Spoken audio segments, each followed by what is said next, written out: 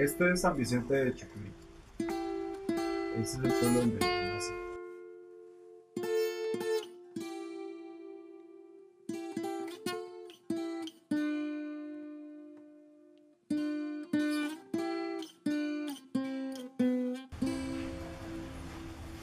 Esta historia comienza con el dossier completo que publicó La Gallina Política Prensa Libre, donde se exponía, apoyado en documentos de escrituras notariales, viejos recortes de prensa, lujo de detalle y a 8 columnas, que aquellos terrenos invadidos por 2000 malhechores, como los llamaba el alcalde militar, habían sido expropiados a bala 50 años antes por una familia de latifundistas usurpadores de los títulos territoriales. Esta historia comienza por la crónica del desalojo de un grupo de 2000 invasores de un predio baldío que pertenecía a ese exmillonario hundido en la ruina, heredero directo de los usurpadores. Una campaña que creí justa entonces, aunque el intento de probar su nobleza me haya quitado lo que más quería y me haya arruinado completamente.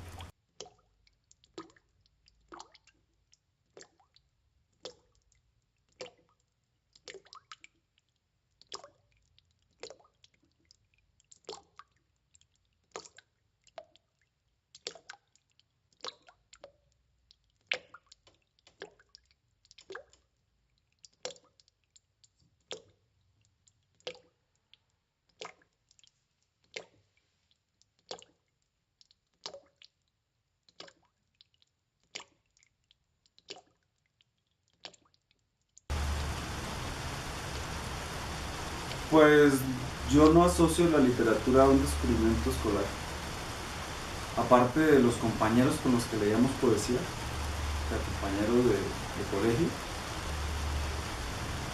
con los que nos encontramos y empezamos a pasarnos los libros y alardeábamos bastante, entonces tratábamos de leer a Joyce, por ejemplo, porque alguno de esos llegaba diciendo que lo había leído y nos alardeaba y entonces nos llevábamos, pero pues yo creo que ninguno entendía un carajo de lo que estábamos leyendo.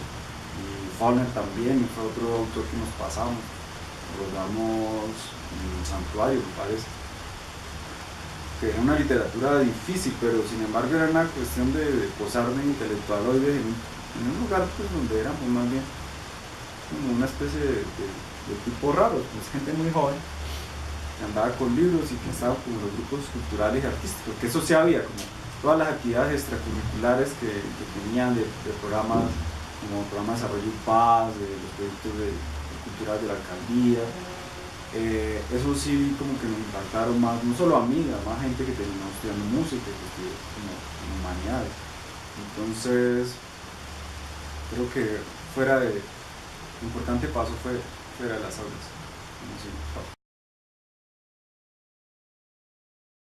Yo nací en este lugar y empecé a jugar por este lugar donde era el Parque La Pola.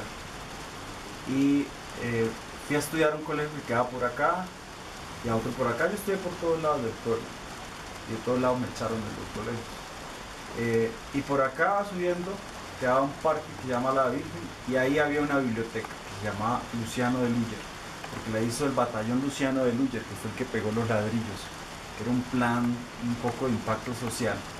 Entonces ellos hicieron el edificio y la alcaldía puso los libros. Ahí había un pequeño fondo que es donde yo empecé a leer. Es curioso que ese lugar, en los años 40, en el 48, tras un hostigamiento, una toma de la primera guerrilla que fue la de Rangel al pueblo, los militares pusieron ahí una cárcel.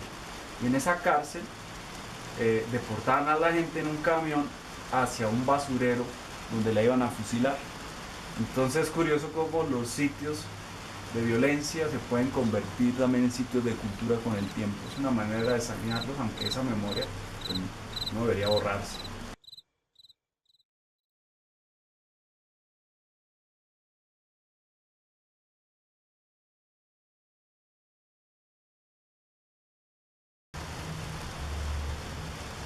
Habían bibliotecas públicas, estaba primero la escolar. En mi casa no había libros, entonces yo empecé a ir más bien a jugar a las bibliotecas porque sí había muchos juegos de mesa. Yo creo que de estar ahí empecé a llevarme historias, me imagino que algunas de Verne, comienzo, como libros de aventuras.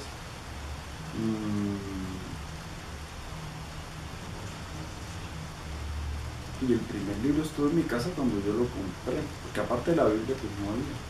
¿Qué fue cuál?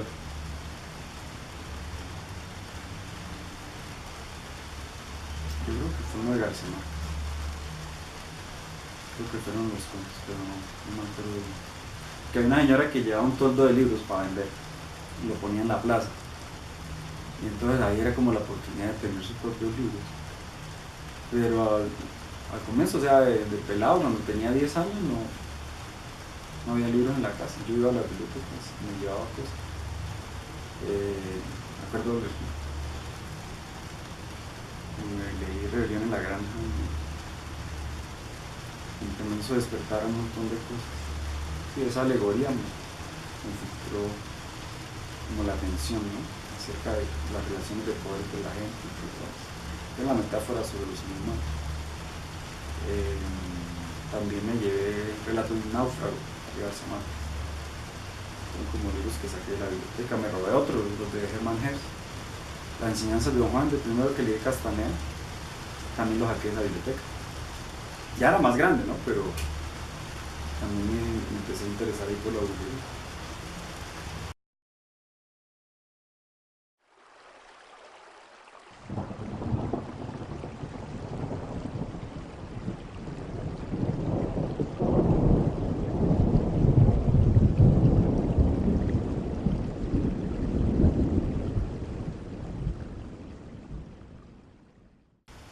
Sí, esas historias me las contaron en San Vicente de Chucurí. Hubo efectivamente una toma de unos barrios, uno de esos se llamaba hoy Santa Ana, pero era el barrio que invadió Ana Larrota con su gente como en el año 70 y que fue construido por todos. Entonces yo tenía esa historia a través de ese periódico, me había llegado la historia del paro, me había llegado la historia de un poco de los terrenos. Por otro lado me ha llegado la historia de un terrateniente que había dilapidado su fortuna intentando hacer como un pueblo paralelo al pueblo donde vivía. Un pueblo que era así como la promesa de una clase media por instalarse como en una especie de club de puertas cerradas, como que en un condominio hoy. Y se gastó en ese proyecto faraónico toda su herencia, murió alcoholizado. Y habían pues muchos mitos alrededor de esa riqueza, ¿no? Desde el pacto del diablo hasta el hombre con don de lenguas, que es ese mito del pacto con el diablo siempre mascara un poco la acumulación de capital. Entonces esa historia me ha llegado por supuesto la historia del periódico El Trópico, que es un poco el trasunto de la gallina política, que es como llama el periódico en el libro. Y lo dirigía un periodista muy parecido a lo que podría ser Joaquín Borja, que es el personaje literario. Entonces esas historias estuvieron antes de la historia política del país, solo que esas historias se estaban dando en un contexto específico. Ese contexto lo tuve que comprender para poderlo narrar, pero con solo el análisis histórico no hay como narrar novelas, ¿no?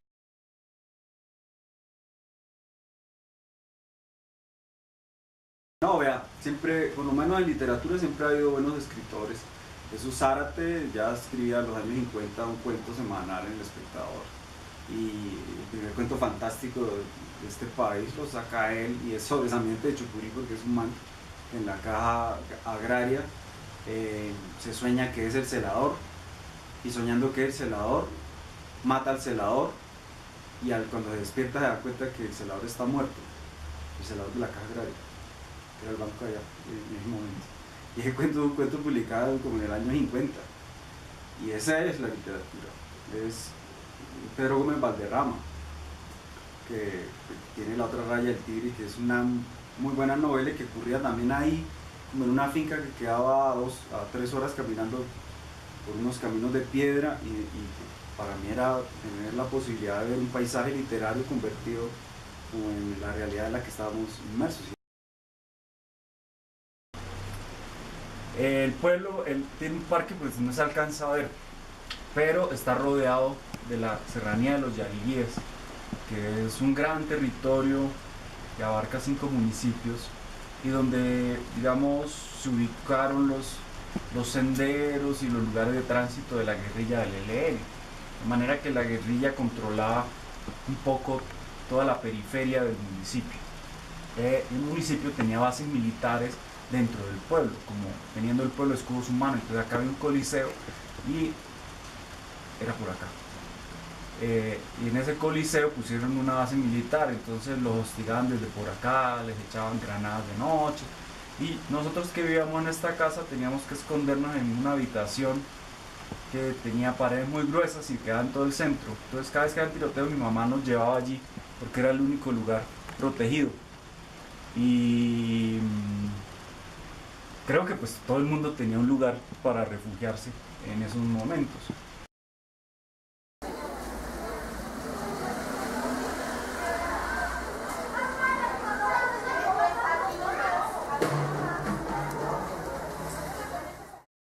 En realidad no. Lo que pasa es que digo el otro, quedo para que me pongan en la estantería de la brujería y de la autoayuda. Que yo más he leído en la vida esa Castanea. Acá los Castanea. Pero esa novela sí la he leído muchas veces. Okay. Aquí no tengo la edición que más he leído, que la tengo en mi casa de Piedecuesta. El Tambor de Ojalata. El capítulo Fe, Esperanza, Amor es un capítulo construido con leitmotiv. Él utiliza el de las fábulas. Érase una vez un músico llamado Maine que tenía 4 gatos, uno de los cuales se llamaba Bismarck, y empieza a contar la historia de un músico que vive en un edificio y que antes de la noche de los cristales rotos decide matar a sus gatos, y a partir de eso empieza a contar la noche de los cristales rotos, que es la noche en que los nazis alemanes apedrean y ajustician a los judíos en sus casas y en sus locales, como el primer gran pogrom que hay. También está la historia de,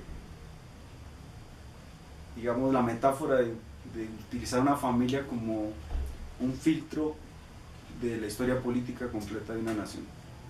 Entonces, a través de una familia, teniendo como pretexto toda la línea familiar, todas las historias de vida, los amores, los desamores, los viajes, las muertes, la historia de un país se puede ver reflejada como en un microcosmo. Entonces, esa enseñanza literaria creo que la he aplicado un poco a mis textos, porque mis textos en realidad son macrocosmos que están hablando de cosas que ocurren en un nivel superior, por lo menos en todo el país, por lo menos en Pentalogía de Colombia.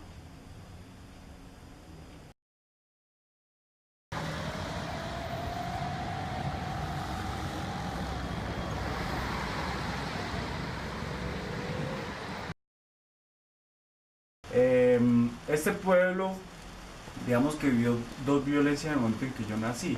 Por un lado estaba la guerrilla, que dominaba como los caminos que iban hacia el Carmen de Chucurí, y por otro lado empezó a vivir el fenómeno paramilitar que nace en el Carmen de Chucurí y que empieza a desplazar a las guerrillas y todos sus cordones de abastecimiento y todos sus lugares de tránsito. Entonces, en medio de esa pugna, el pueblo sufrió como un cerco militar. En ese momento pues hubo un gran éxodo, mucha gente que tuvo que irse a vivir en la costa, muchos se fueron y en la costa estaba empezando el fenómeno paramilitar, y como los identificaban que eran de esta zona guerrillera, entonces también empezaron a matarlos por allá.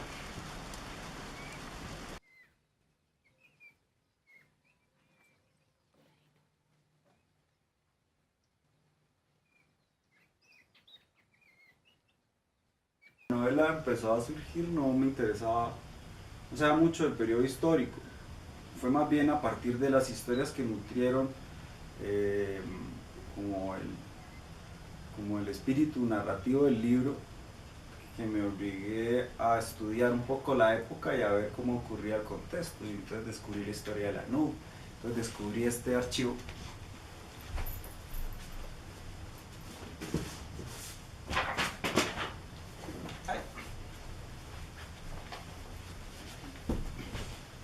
estos archivos de las dos historias de Alternativa, que llegó a mis manos de una manera pues bastante curiosa.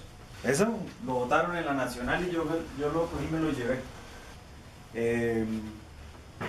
Fui leyendo pues los textos de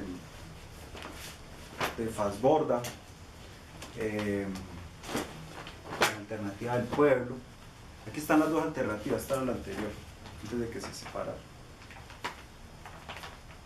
Y ahí me fui enterando de historias de primera mano y de crónicas como esta, que ocurrieron en San Onofre, Sucre.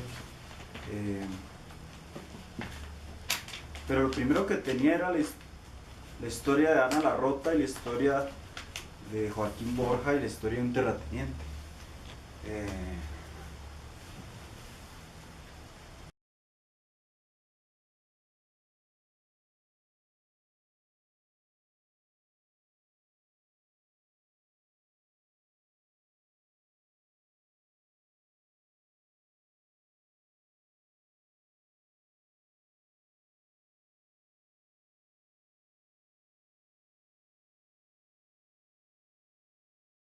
A ver, sería por acá, en alguno de estos boquetes por acá hay un cerro. Pero pues, sí, sería como por acá en esto, pero no lo pintaron. Era el barrio campestre. Era una explanación que cuando yo fui era el barrio más pobre del pueblo. Entonces fuimos a pintar una escuelita. Y yo me la pasaba por ahí jugando con los pelados del barrio y ayudaba a pintar la escuela. Y me fui enterando de cómo fue ese barrio, ¿no? Cómo fue el proyecto para hacerlo. Pero vivían pues la gente, los niños se sentaban en ladrillos, por ejemplo, en esa escuela. Todas las calles eran de tierra. Era la mejor vista del pueblo. Y resulta que era un proyecto de condominio que había tenido el dueño de esa hacienda, pero que quedó trunco. Él se alcoholizó y pues perdió toda la plata. Y ese barrio, que era la promesa de la clase media, terminó convertido en un barrio de destechados. Yo estaba tratando de reproducir el flujo de la voz en un magnetófono, como en esta grabadora que usted tiene acá. Me imaginaba que un hombre le estaba contando a una máquina para dejar testimonio porque decidía dejar la vida que tenía y tomar las armas como un segundo camino. Entonces imaginaba que la transcripción de ese monólogo ameritaba como un flujo más de conciencia, pero también quería como explorar una manera de narrar escenas muy rápidas con frases largas, porque Borges tenía la teoría de que las escenas rápidas se narran en frases cortas, y yo creía que no, que se podía hacer de otra manera. Entonces empecé a explorar los cerros de las Tetas, que hay gente que imagina acá una india acostada y bajan dos quebradas grandes, una baja por acá y otra baja por acá. Yo me la pasaba en esos ríos bañándome y jugando, como que la infancia también es eso, y como que los libros que yo escribo tienen mucho paisaje, y ese paisaje proviene un poco de ese contacto directo con la naturaleza, con los sonidos, con la sensación.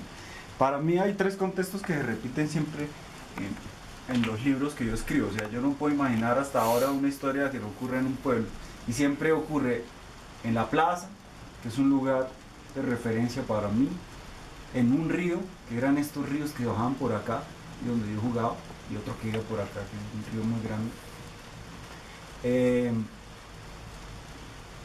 y en la iglesia, que fue un lugar para mí muy muy importante, porque pues de niño yo me la pasaba en la iglesia, le daba cuerda al reloj, mi amigo era el sacristán, ayudaba en los entierros, a poner los ornamentos. No era un monaguillo, era como un ayudante más bien, un acuatero. Y de todas esas historias, de todos esos muertos, y de todos esos momentos, pues, tengo recuerdos. Entonces creo que esos escenarios siempre se han repetido en todos los libros hace parte de un afiche que fue un afiche promocional como del año 2004 y era el forro de un libro, de un tarot que me prestó una amiga, y cuando yo lo vi, pues a simple vista como que no vi nada, pero un día viendo los detalles me di cuenta de que esta parte se parecía mucho a un lugar donde yo vivía, o sea, las casas estaban a escala exacta de cómo era la calle donde yo fui niño, y desenvolví el forro del libro y encontré mi pueblo. Entonces yo nací en este lugar.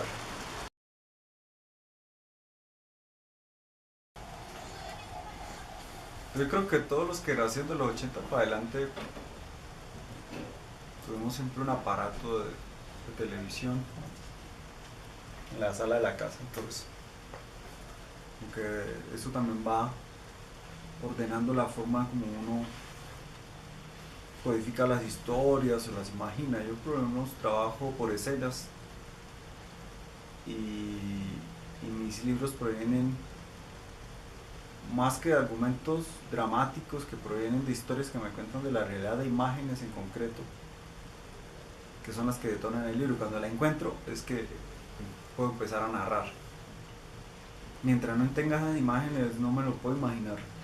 Y eso es una manera cinematográfica de imaginar, solo que pues a mí yo tengo que hacer el traslado a las palabras de esa forma de organizar las historias por imágenes. Entonces creo que sí, el lenguaje audiovisual es muy presente en la literatura que yo hago.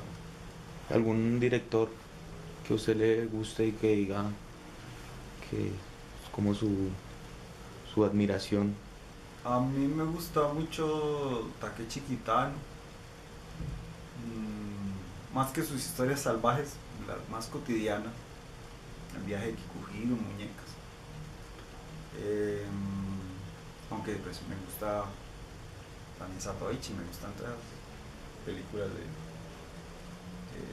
de batallas y de guerras y de decapitadores y de mafia. Me gusta mucho Héctor Escola, ¿no?, que acaba de morir. Su producción creo que fue importante para mí. Por lo menos en una época en la que yo estaba escribiendo La balada de los bandoleros baladíes, historias como Feos, sucios y malos, la historia de los pobres en Italia, me solucionan a mi forma de narrar. Entonces fue un director importante también porque agrupa periodos históricos y los convierte en una danza, en el baile.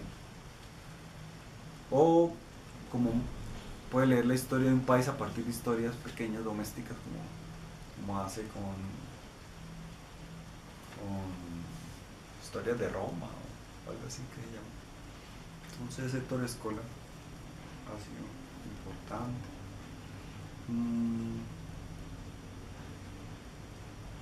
Y hay otros autores, directores de cine con películas que para mí están en la cúspide del arte audiovisual, pero que no se ven reflejadas en las cosas que hago, que tienen otro espíritu. Berman y eso.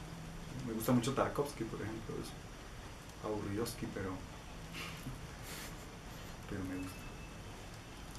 ¿Y la película que quiere hacer es que algo así parecido a los libros o No. ya es otra cosa? No, es una película de muertos donde los personajes ya están muertos. Es una historia de brujería mexicana.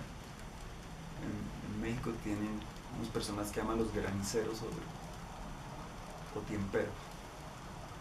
Y son gente que sobrevive a la caída de un rayo, entonces empiezan a personificar al volcán. Y se vuelven como una especie de guías y de chamanes.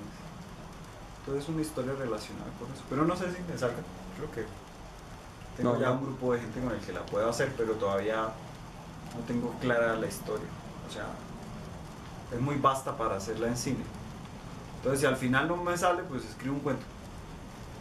Pero no le se ha sentado a escribirla o no. Es que la cuestión no es que sea una película para sentarse a escribirlas, es una película de atmósferas, donde casi no pasa nada. Entonces lo que necesito es la producción para ir a captar esas atmósferas. Entre eso y ir al volcán, ir a los desiertos, ir al páramo, ir a los lagos. Y pues plata para eso no tengo. Y la gente con la que la puedo hacer pues no he logrado reunirla al mismo tiempo en el mismo lugar. Entonces hasta que uno pasa no se rentaba película.